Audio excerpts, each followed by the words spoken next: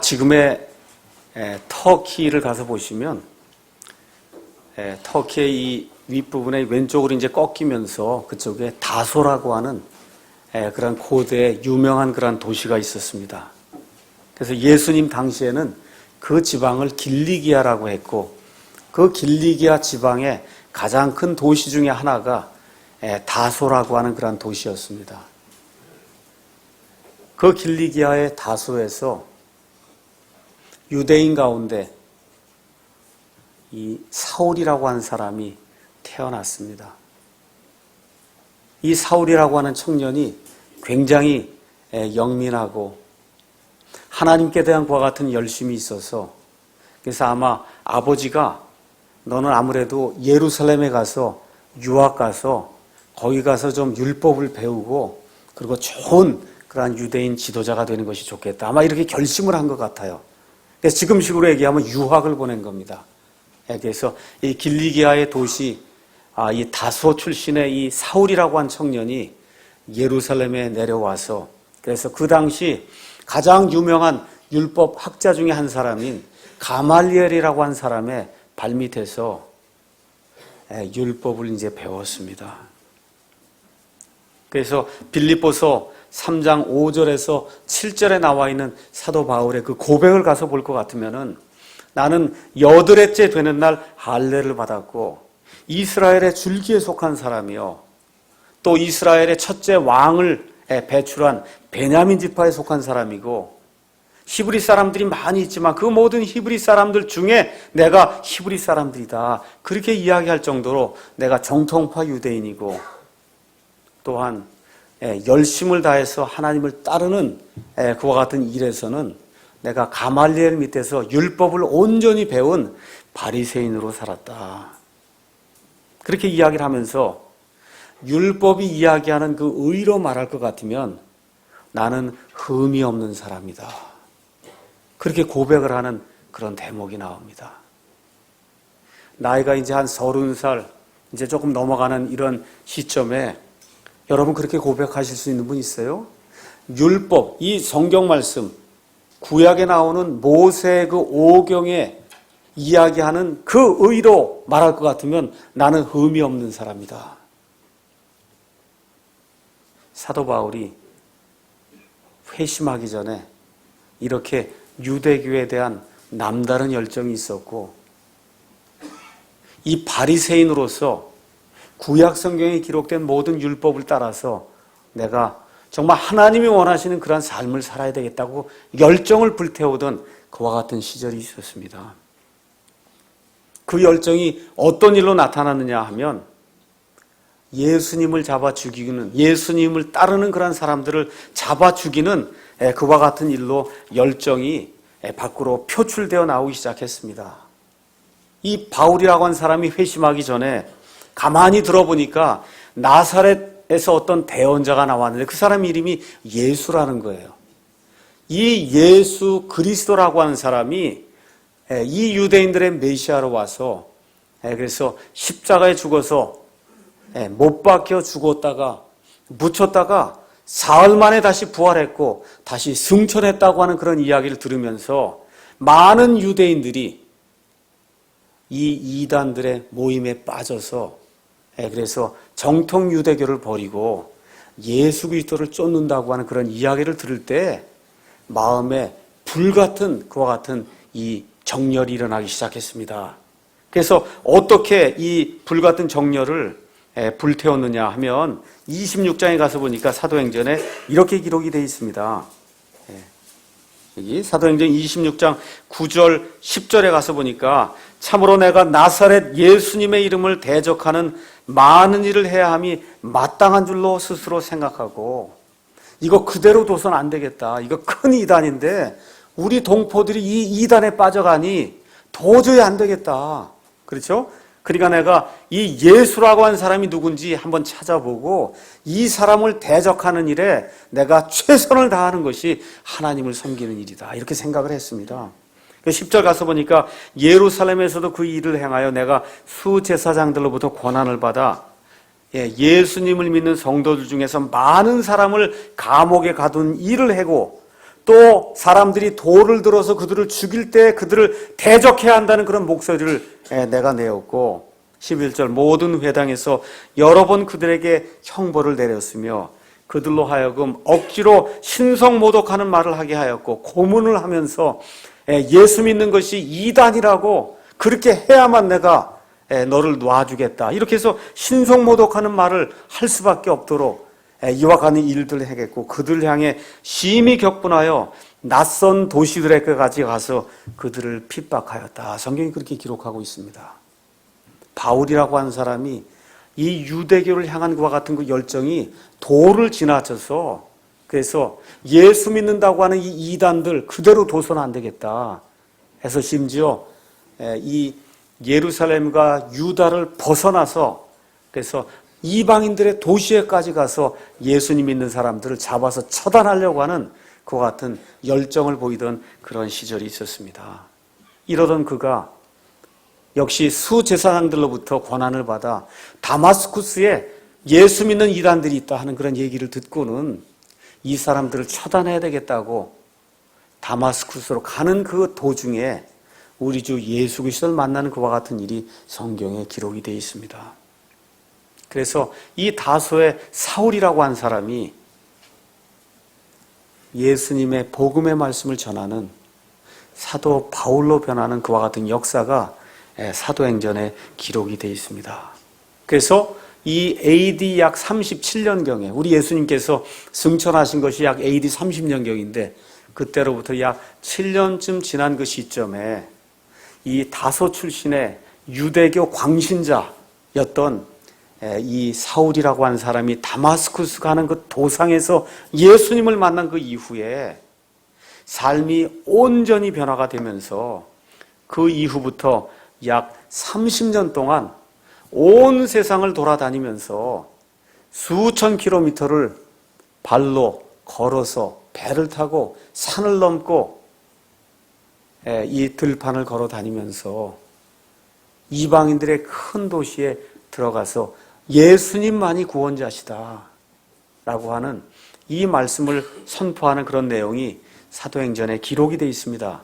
이 내용이 AD 45년부터 약 13년 동안 세 차례 선교여행을 하는 그와 같은 과정으로 성경 속에 이제 표현이 되어 있습니다. 그래서 사도 바울이 세 차례 선교여행을 약 13년 동안 모든 것을 다 마친 이후에 그의 마음속에 내가 이제는 예루살렘에 돌아가서 예루살렘에 있는 내 동포들에게 예수님만이 유일한 구원자시다.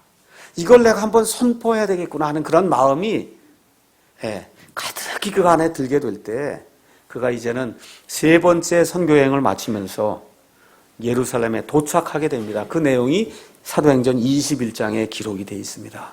그래서 야고보를 포함한 예루살렘에 있던 여러 유대인 형제들에게 자기가 지난 13년 동안 온 세상을 돌아다니면서 예수 그리스도의 복음을 증언한 그 일들을 할 때 이 모든 형제들이 매우 기뻐했습니다. 그런데 이들이 사도 바울에 대해서 염려를 하면서 한 가지 조언을 해줬습니다. 내가 이 세상에 돌아다니면서 많은 유대인들을 만나면서 유대인들에게 모세 율법을 지키는 것이 전혀 필요치 않다.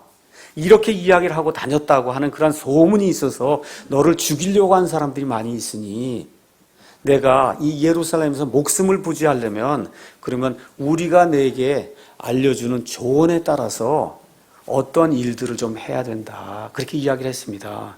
다시 말씀드려서 너도 율법을 준수하는 사람이라는 것을 사람들에게 보여주어야 내 목숨을 유지할 수 있다.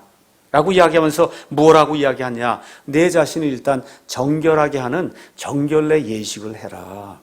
또한 동시에 서원한 네 사람이 있는데 이 네 사람이 머리를 밀고 그리고 이 하나님 앞에 정결 예식을 행하려면 돈이 많이 필요한데 그 돈을 내가 댔다 하는 것을 많은 사람들 앞에 보이게 되면 그러면 여기 있는 유대인들이 너도 모세의 율법을 폐하는 것이 아니라 모세의 율법을 지키는 사람인 줄로 생각을 하고 그리고 내 생명을 그대로 살려둘 것이다. 이렇게 조언을 하게 될 때 바울이 내가 그렇게 하겠다 하고 그러고서는 정결 예식을 행하고 네 사람이 머리 깎는 그런 비용을 대고 그리고 성전 안에 들어가서 지금 정결 예식을 행하는 그런 가운데 어떤 일이 생겼어요.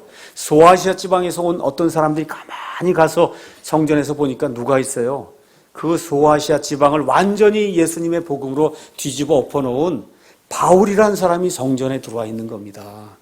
그러니까 이 사람들이 도저히 이 사람을 살려둬서는 안 된다라고 하면서 소요를 일으키고 사도 바울을 잡아서 찢어서 죽이려고 하는 그와 같은 시도를 하게 될 때 로마 군대의 총대장이 이것을 알고는 그리고 바울을 구출하는 그런 내용이 그 이후에 이제 나오게 됩니다.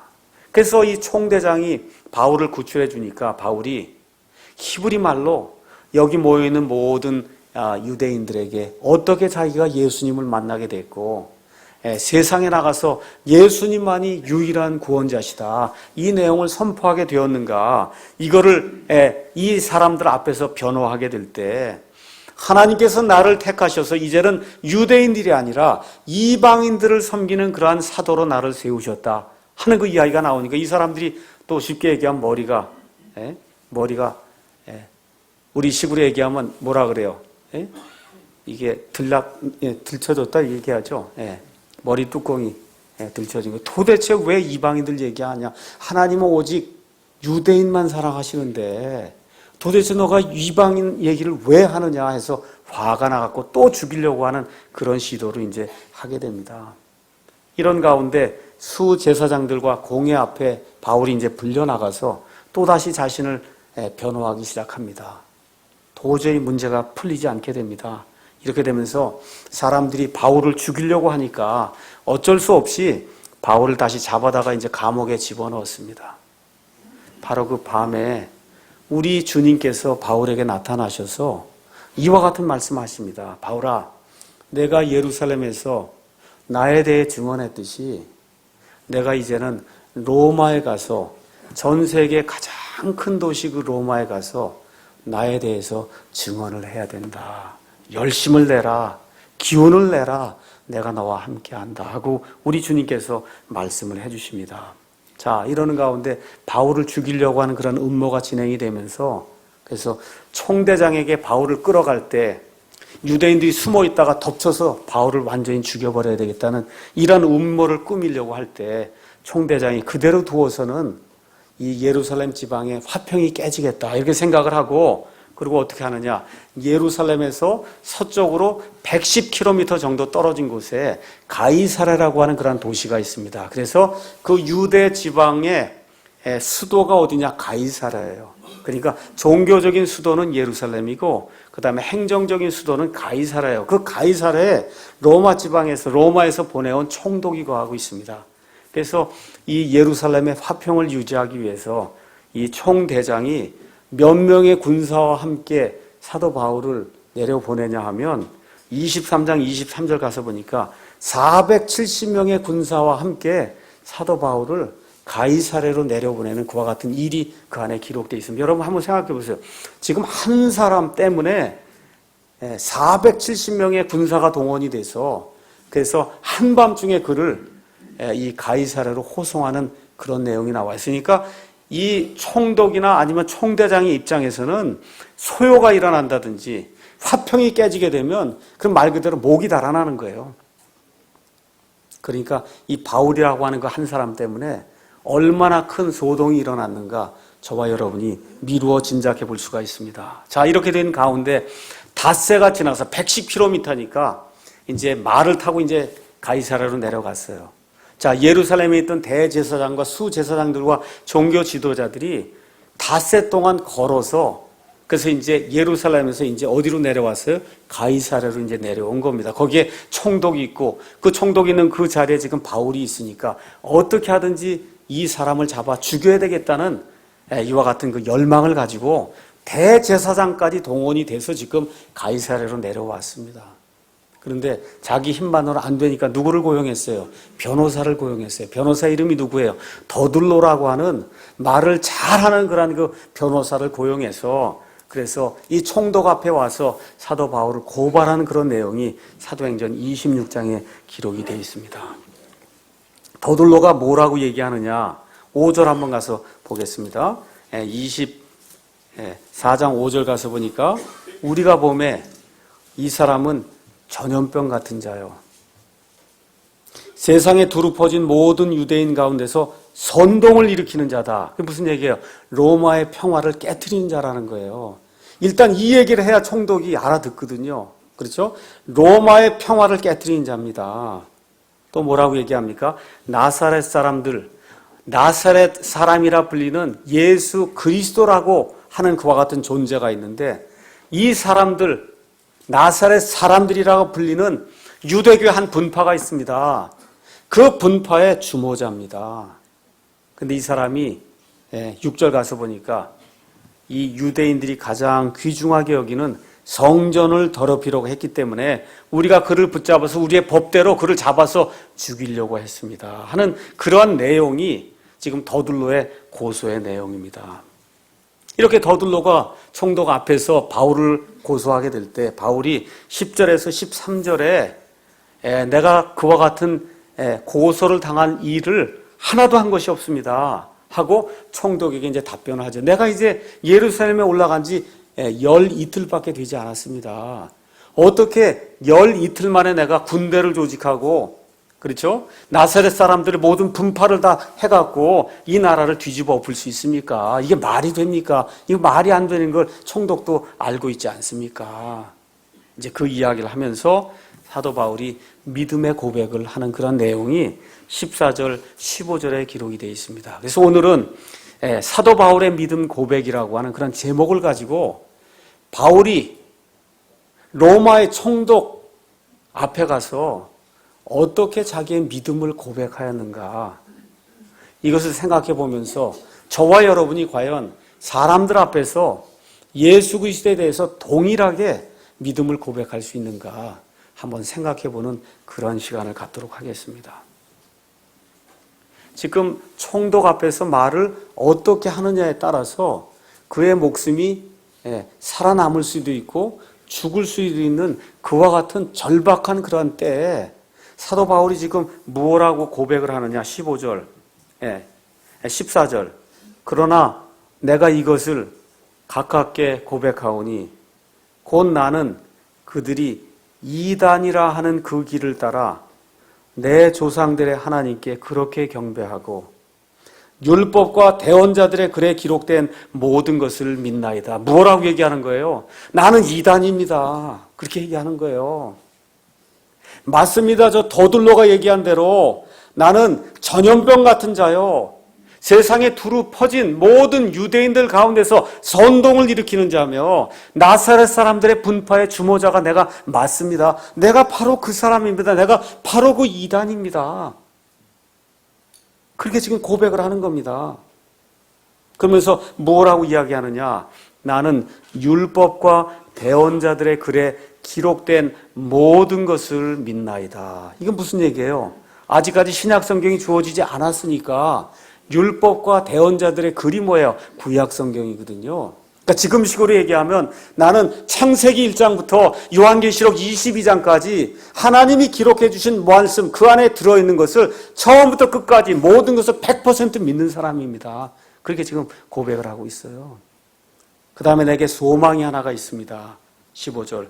그들도 스스로 인정하는 그러한 소망인데 그 소망이 뭐냐? 하나님을 향한 소망인데 그 소망은 뭐냐?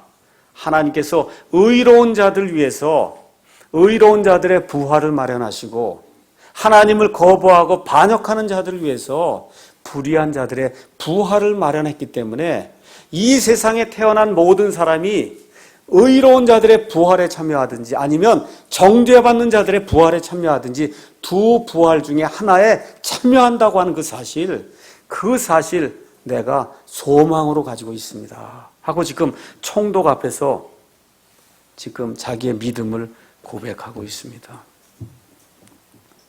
여기 가서 보시면 이단이라고 하는 그런 말이 나와. 이단은 영어로 헤레시 이렇게 이제 기록이 되어 있는데 이 헤레시라고 하는 그런 말은 신구약 전체에서 여기 한 군데 나옵니다. 여기 한 군데 나와요. 이 헤레시라고 하는 말은 원래 뜻이 생각이 틀린다는 거예요. 그래서 분열을 일으킨다는 뜻입니다. 원래는. 그런데 이게 시간이 자꾸 이제 지나면서 뜻이 틀리고 생각이 틀려서 분열을 일으키다 보니까 이게 종교적인 의미로 지금 우리가 이야기하는 이단이라고 하는 그런 말로 정착이 됐어요. 그래서 우리가 여호와의 증인이라든지 안식교 믿는 사람, 통일교 믿는 사람, 이런 사람들 우리가 이단이라고 이야기합니다. 왜 그래요? 이단은 저주받을 이단 교리, 하나님의 말씀이 이야기하지 않는 그런 교리들을 가지고 사람들을 미혹해서 사람들을 정죄받을 수밖에 없는 지옥 불 속으로 집어넣는 그와 같은 사상을 가르치는 것, 이걸 성경이 이단이라고 이야기하고 있거든요. 그래서 이단이라고 하는 거, 이게 대단히 무서운 말이에요. 그래서 초대교회에 사람들을 콜로세움에 집어넣고 사자들의 밥이 되게 할 때, 그 그리스도인들을 정죄할 때 그 그리스도인들의 고발장에 뭐라고 적었어요? 이단이다, 이렇게 적어놓은 거예요. 이단. 무서운 말입니다. 이단이라고 이렇게 정죄를 받으면 살아남을 길이 없었습니다. AD 313년에 밀라노 칙령이 이제 일어나게 되고, 이러면서 콘스탄틴 황제가 자기의 정치 권력을 유지하기 위해서 그래서 정치와 종교를 하나로 만드는 그와 같은 시도를 합니다. 보통 역사에서는 그거를 기독교 공인이라고 이야기하는데, 이게 기독교 공인이 아니라 하나님의 그 순수한 그 말씀에 이교도들의 잘못된 그러한 문화와 우상 숭배가 들어오면서, 그래서 기독교가 아니고 기독에서 떨어져 나가면서 천주교회라고 하는 그런 큰 길이 마련되는 그와 같은 발판이 AD 313년에 이루어진 밀라노 칙령입니다. 그래서 이 밀라노 칙령에 따라서 온 유럽에, 로마 제국에 사는 사람들은 오직 기독교만을 국교로 믿어야 되는 거예요. 그거 좋은 거 아닙니까? 이게 좋은 게 아니에요. 왜 그래요? 양심의 자유와 종교의 자유와 집회 결사의 자유를 완전히 없애버리고 이 땅에서 태어난 사람 모두 이것만 믿어야 된다라고 주장하는 국가교회가 이제 생겨나기 시작한 겁니다. 그래서 국가교회라고 하는 것은 저와 여러분이 원하는 하나님을 섬기는 것이 아니라 국가가 지정해 주는 하나님을 섬기는 거, 이게 국가교회예요. 그래서 로마 가톨릭 교회 안에서는 오직 로마 가톨릭 교회만 섬겨야 되고, 영국 같으면 16세기에 이제 성공회가 이제 만들어졌거든요. 그러면 영국에 태어난 사람은 성공회만 다녀야 되는 거예요. 스코틀랜드에 태어난 사람은 장로교만 다녀야 되는 겁니다. 또 독일과 그 다음에 스칸디나비아 3국에 태어난 사람은 반드시 루터 교회만 다녀야 되는 거예요. 다른 교회 가면 안 되는 거예요. 이와 같은 방식으로 사람들을 이 로마 카톨릭 교회와 그 다음에 로마 카톨릭 교회에서 나온 프로테스탄트라고 하는 이와 같은 그 종파들이 사람들의 이와 같은 이 자유를 얽어매고 이 말을 듣지 않는 사람들을 처단해야 될 때, 그때 그들을 처단하기 위해서 그 고발장에 쓴 제목이 뭐예요? 이단, 이렇게 적은 거예요. 이단. 그래서 천주교에 의해서 이단으로 정죄받거나 아니면 장로교나 루터교에서 이단으로 정죄받으면 그러면 죽는 거예요. 죽는 거. 죽지 않고는 그 나라에서 살아남을 수가 없는 겁니다. 그래서 이 아이들에게, 태어난 지 얼마 안 된 아이들에게 물 몇 방울 뿌리고는 이 아이의 이름이 하늘나라에 기록됐습니다 하고 유아 세례를 주거나, 그렇죠? 아니면 이 한낱 사람에 지나지 않는 사제 앞에 가서 죄를 고백하면 이 사람이 내 죄가 다 용서됐다고 이야기하는 이와 같은 거 하면 이거 이단입니다. 여러분, 성경에서 이야기하지 않는 것을 이야기하면 이단이에요. 그래서 이 유아 세례는 이단입니다. 사자가 죄를 용서해 준다는 건 이단입니다. 그렇게 이야기하면 어떻게 돼서 이단으로 정죄를 받아서 목숨을 빼앗아 갔습니다. 이런 식으로 적어도 중세 암흑 시대에 천주교에 의해서 약 5천만 명, 적어도 5천만 명, 많게는 1억 명 이상이 되는 많은 사람들이 예수님을 바로 믿겠다고 하는 이와 같은 믿음을 고백하다가 이단이라고 하는 그런 죄목으로 고발이 돼서 목숨을 잃고 재산을 다 몰수당하는 그와 같은 어려움을 겪게 됐습니다. 다시 한번 말씀드려서 지금 저와 여러분이 누리고 있는 이 믿음의 자유, 신앙의 자유, 이 양심의 자유는 이단이라고 하는 것, 이렇게 불리는 것을 두려워하지 않던 우리 선조들이 목숨을 내걸면서 지켜준 이와 같은 믿음 때문에 가능한 거예요.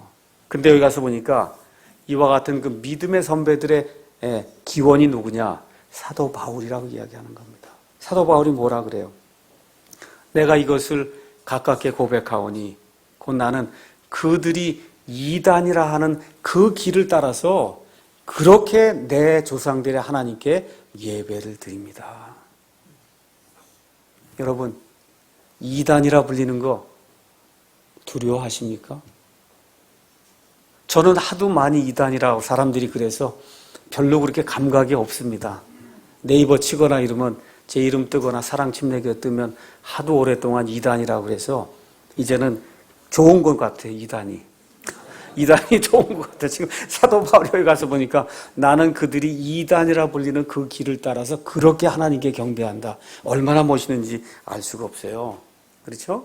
그래서 사람들이 우리를 가리켜서 이단이라고 하는 거, 그 우리만 보고 얘기하는 게 아니에요. 누구부터 그랬어요? 사도 바울부터 그런 거예요.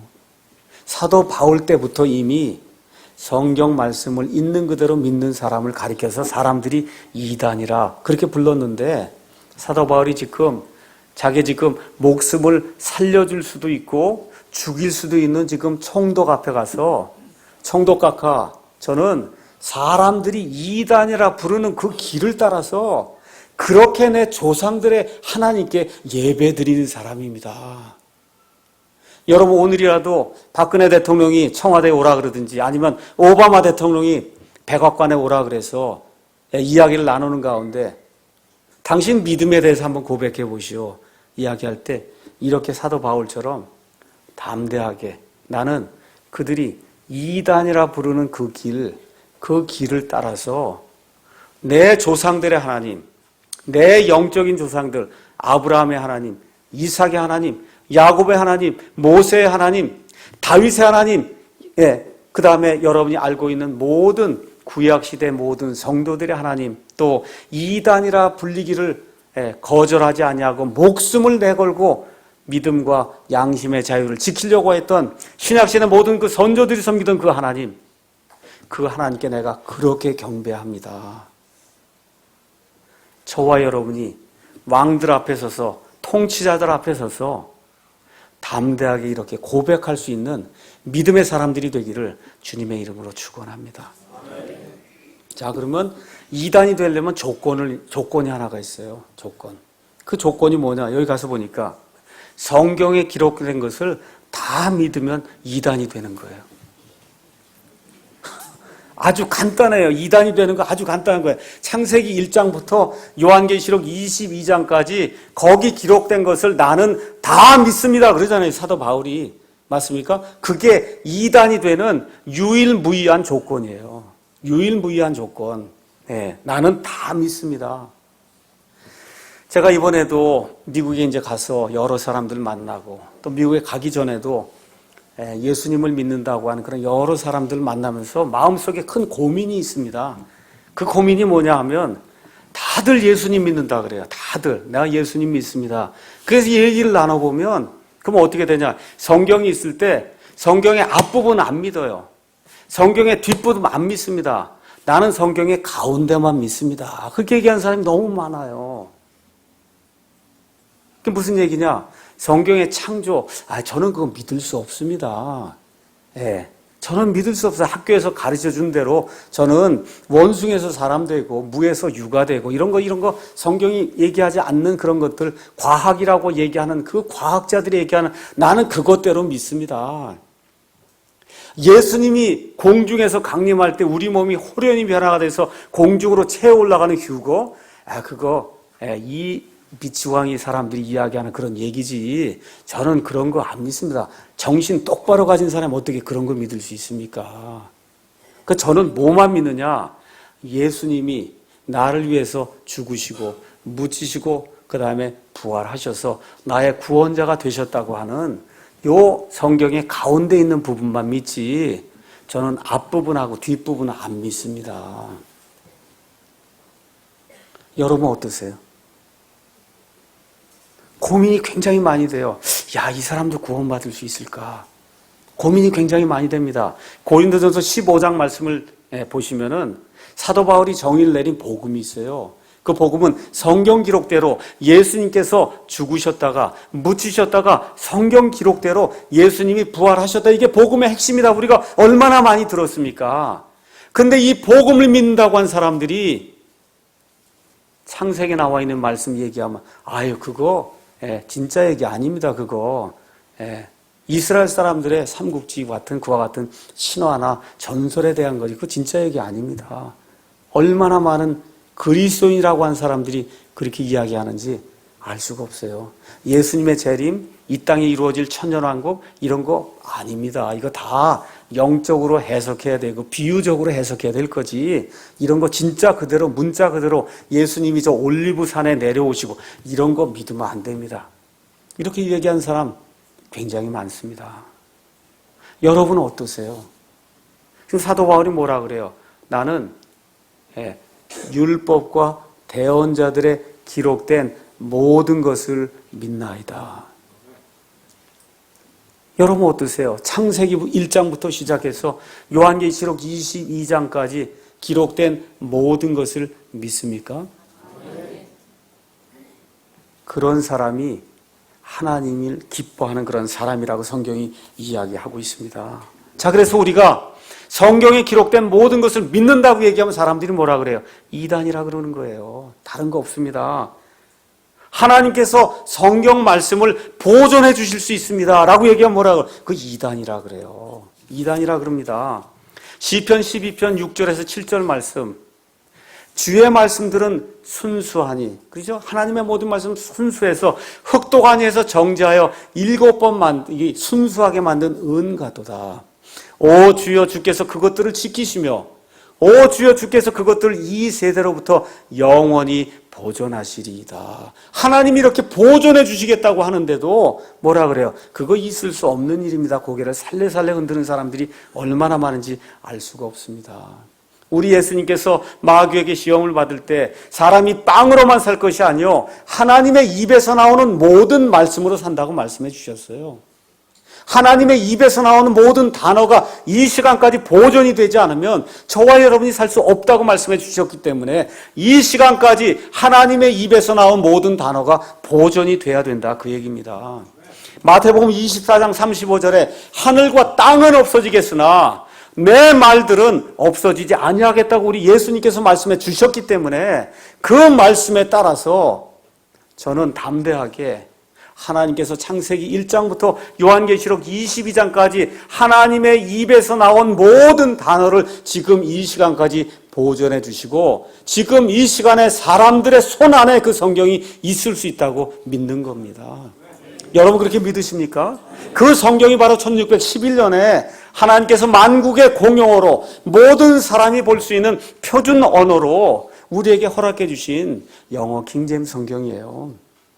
하나님이 말씀을 변개시키려고 하는 그런 자들이 이 세상에 나타날 것을 하나님께서 아시고 요한계시록 맨 끝에 하나님의 모든 말씀을 마감을 하시면서 아예 거기에다 경고를 해놓았습니다.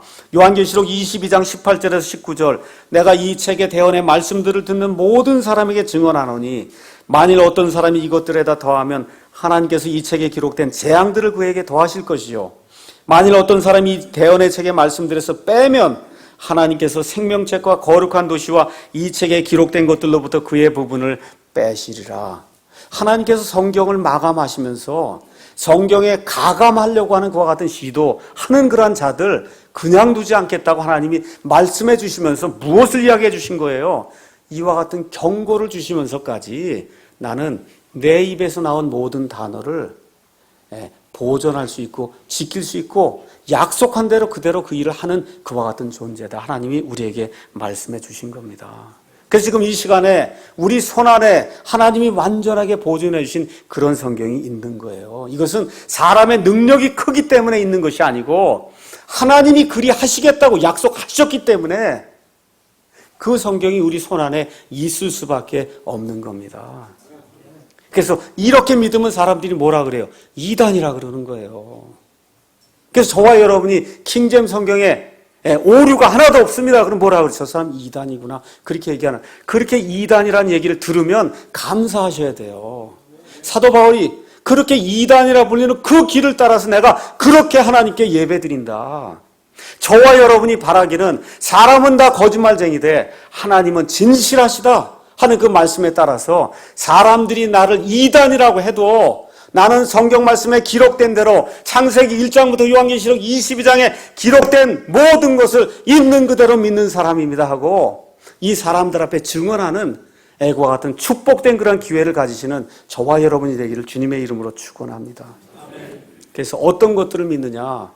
우리는 성경에 기록된 모든 것에 따라 지금부터 약 6,000년 전에 하나님께서 지금의 24시간의 하루 그 6일을 사용하셔서 온 우주 공간에 있는 모든 별들과 해와 달과 지구와 이 지구 안에 있는 모든 것들과 바다와 바다 땅 속에 있는 모든 것들을 하나님이 무에서 유로 창조해내셨다고 하는 그 사실을 있는 그대로 믿는 겁니다.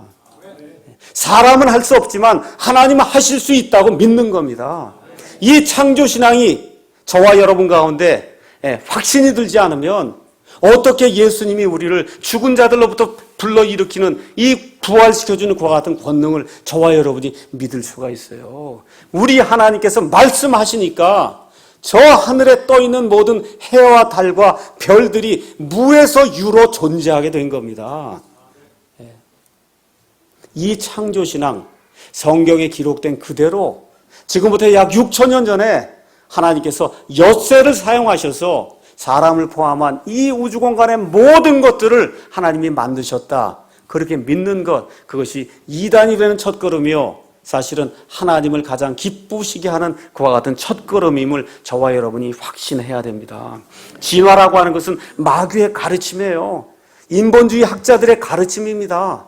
이와 같은 건 성경이 전혀 가르치지 않습니다.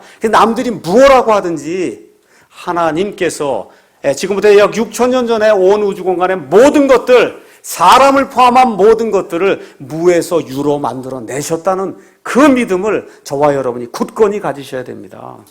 또 성경에 기록된 대로 창세기 3장에 사람이 마귀의 유혹에 빠져서 타락하게 됐고, 그래서 첫사람 아담은 하나님의 형상대로 지어졌지만 타락한 이후에 아담 이후에 태어난 모든 사람은 아담의 형상대로 태어나서 죄 가운데 있기 때문에 이 모두가 죄 가운데 태어나서 죄인이라고 하는 거 하나님의 엄중한 심판이 있다고 하는 그런 사실을 저와 여러분이 창세기에 기록된 대로 그대로 믿으셔야 됩니다. 창세기 6장에 가서 보니까 하나님께서 사람들의 머릿속에서 상상하는 모든 것이 처음부터 끝까지 다 악한 것을 아시고 하나님께서 물을 사용하셔서 노아의 대홍수를 사용하셔서 그래서 이 지구에 있는 모든 것들을 완전히 물로 뒤덮어 놓으신 그와 같은 노아의 대홍수 사건이 있었다는 그 사실도 저와 여러분이 성경에 있는 그대로 믿으셔야 됩니다.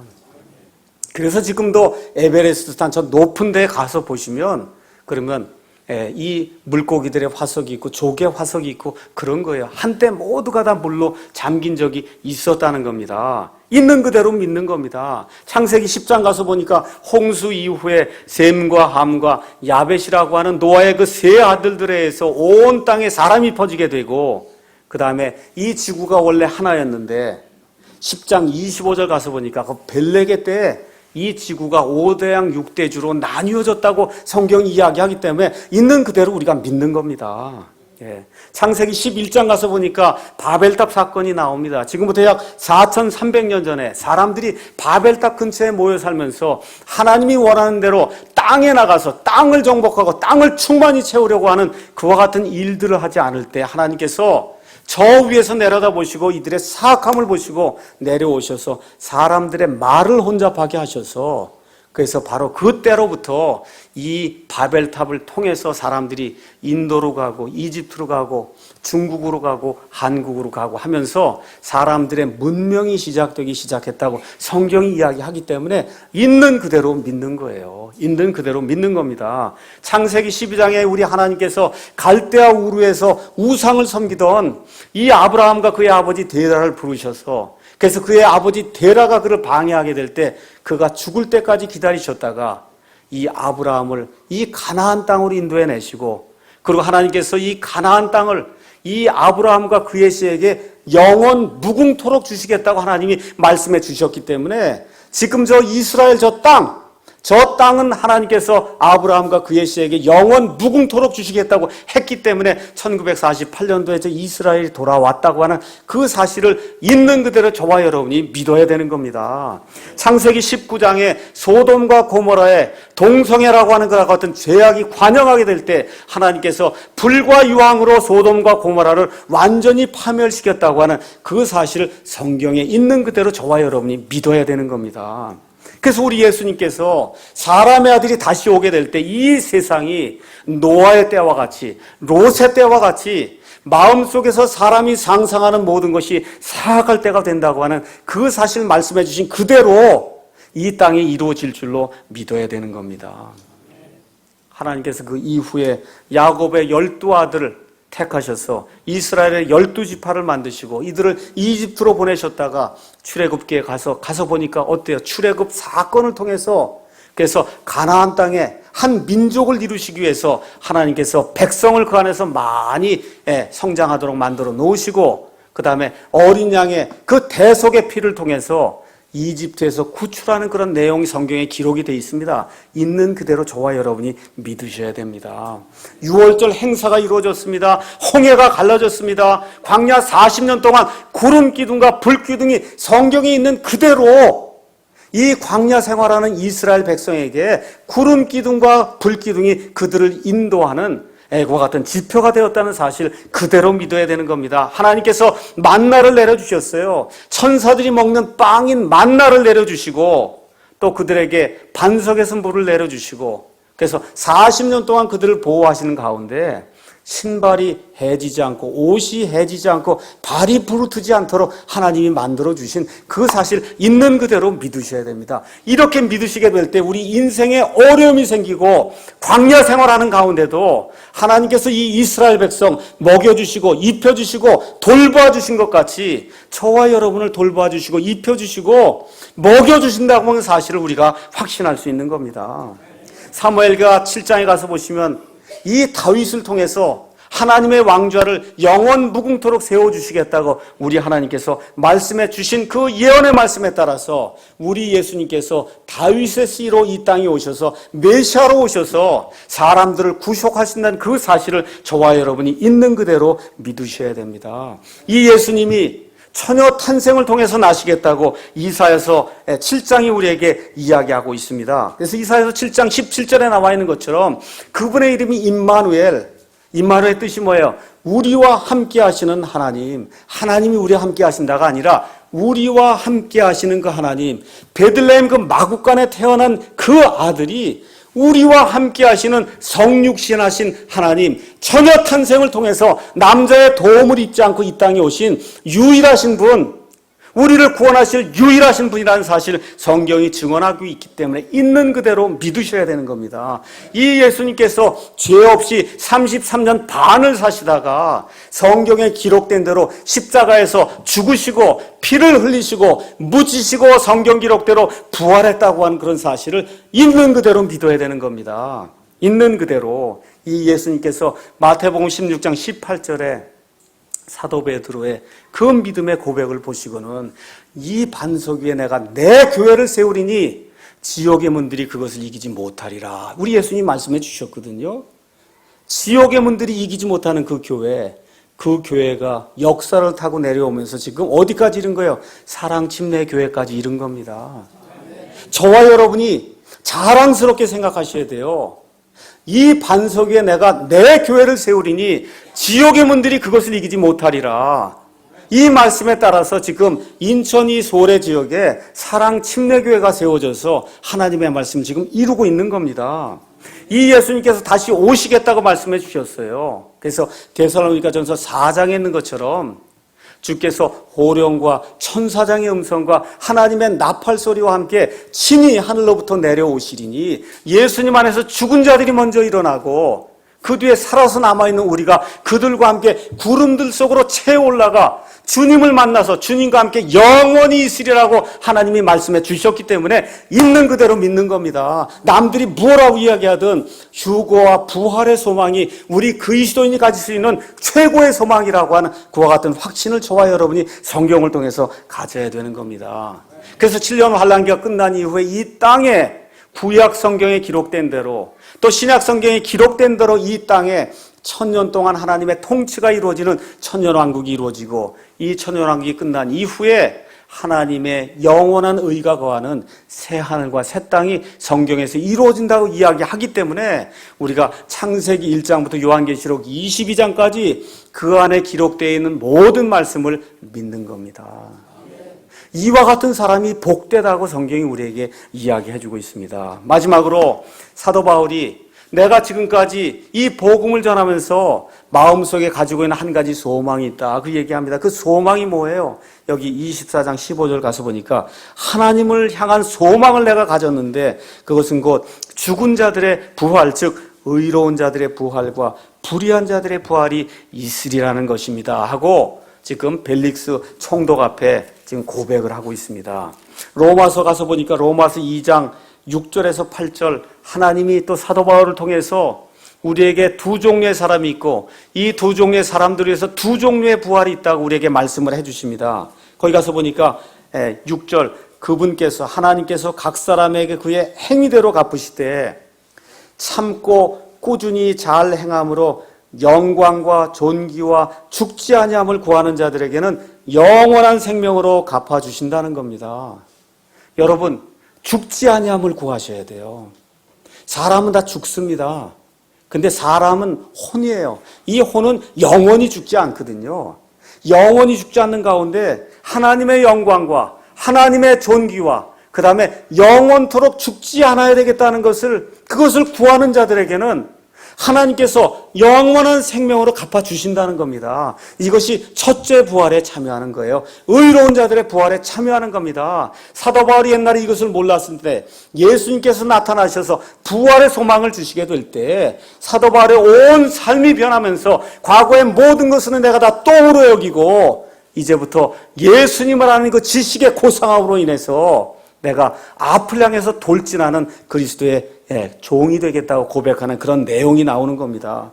8절 가서 보니까 그런데 논쟁하기 좋아하며 창조가 어디 있냐 그러고 그렇죠. 모든 게 다 진화가 됐다 그러고 뭐 6,000년 전에 말이 안 된다 그러고 200억 년 전에 모든 게 빅뱅에서 나왔다. 이게 논쟁하기 좋아하는 거거든요. 그러면서 진리에 순종하지 않냐고 재림이 어디 있냐 그러고 휴거가 어디 있냐 그러고 부활이 어디 있냐 그러고 이렇게 진리에 순종하지 않냐고 불의에 순종하는 자들에게는 경노와 진노로 갚으시리라. 하나님이 그렇게 말씀해 주셔서 이걸 성경은 둘째 부활, 둘째 사망에 참여하는 거라고 이야기하고 있습니다. 오늘 저와 여러분이 이제 말씀을 마치면서 한번 좀 생각을 해보셔야 돼요. 남들은 지금 다 놀고 있는데 지금 예배드리러 나왔어요. 헌금 가지고 나왔습니다. 봉사하러 나왔습니다. 그렇죠? 저와 여러분에게 부활의 소망이 없으면 고린도전서 15장에 기록된 대로 이 세상에서 우리가 가장 불쌍한 사람입니다. 가장 불쌍한 사람이에요. 근데 부활에 두 종류가 있단 말이에요. 하나는 생명의 부활이 있고 다른 하나는 정죄의 부활이 있어요. 사람은 영원히 다 살아요. 근데 하나는 천국에 가서 살고 하나는 지옥에 가서 삽니다.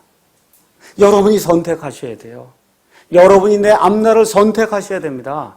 내가 영원히 하나님과 함께 살 것인가 아니면 마귀와 그의 천사들 위해 예비한 저 뜨거운 지옥불 속에 들어가서 영원무궁토록 고생을 하면서 살 것인가 그 선택이 여러분의 손안에 달려 있습니다. 지금 사도 바울이 여기 지금 이 벨릭스 총독 앞에 가서 고백했던 그런 내용을 다시 한번 저와 여러분이 점검을 해봐야 됩니다. 나는 그 사람들, 외부 사람들, 남들이 이단이라 하는 그 길을 따라서 아브라함의 하나님, 이삭의 하나님, 야곱의 하나님께 그렇게 예배드리는 사람인가? 첫 번째 그 생각을 하셔야 돼요. 남들이 이단이라 하든 뭐라고 얘기하든 나는 하나님의 말씀대로 그렇게 하나님께 예배하는 사람인가? 둘째, 그렇게 되려면 어떻게 된다고요? 성경에 나와 있는 것을 처음부터 끝까지 다 믿어야 된다는 거예요. 다 믿어야 되는 겁니다. 바라기는 우리 사랑침례계 모든 성도들이 창세기 1장부터 계시록 22장 맨 마지막까지 내가 다 이해는 하지 못해도 이게 온전한 하나님의 말씀이요. 그렇기 때문에 내가 다 이해는 하지 못해도 내가 다 믿습니다 하고 하나님 앞에 고백할 수 있는 그와 같은 성도가 되기를 주님의 이름으로 축원합니다. 이런 성도가 될 때 어떠한 소망을 가져요? 하나님께 대한 소망. 어떤 소망이에요? 휴거와 부활에 대한 그런 소망을 안 가질 수가 없는 거. 왜 그래? 성경이 부활을 이야기하기 때문에, 믿는 자들의 부활이 있다고 성경이 이야기하기 때문에 저와 여러분이 하나님께 대한 굳건한 소망을 가질 수 있는 겁니다. 그래서 오늘 집에 돌아가셔서 한 일주일 동안 사시면서 사도 바울의 이 믿음의 고백을 한번 생각해 보시면서, 내가 과연 왕 앞에 불려갔을 때, 대통령 앞에 불려갔을 때, 아니면 내 옆에 있는 친구들에게 사도 바울과 같이 이런 담대한 믿음의 고백을 하고 담대함과 같은 소망을 이야기할 수 있는가?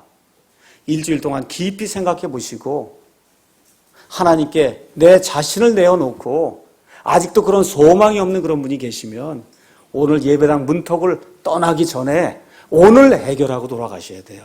오늘 해결하고 돌아가셔야 됩니다. 믿을 필요가 없어요. 사람 언제 죽을지 알 수가 없습니다. 오늘 이 시간 예배당 문턱을 떠나가기 전에 여기 앉아있는 모든 성도들 하나님께 대한 확실한 소망을 가지고 돌아가시기를 예수님의 이름으로 축원합니다. 기도하겠습니다.